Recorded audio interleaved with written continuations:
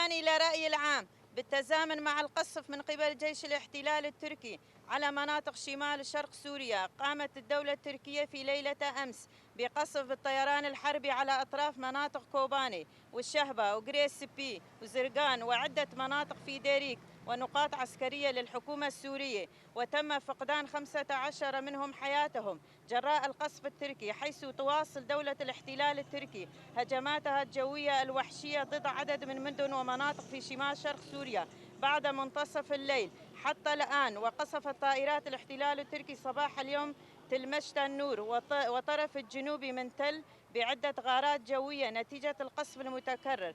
تم تدمير مشفى كورونا بالكامل، كما تم قصف منطقة ديريك وارتكاب مجازر بحق المواطنين المدنيين، وتم استشهاد 11 مدنيا بديريك. وتعرض عدد من الصحفيين أثناء تغطية الحدث ونقل الواقع. ففي كل عدوان تقوم به تركيا يتم فيه استهداف عدد من الصحفيين والصحفيات، فإن الصمت الدولي دليل على مصالحهم المشتركة لاستمرار جرائمهم المرتكبة بحق مناطق شمال شرق سوريا.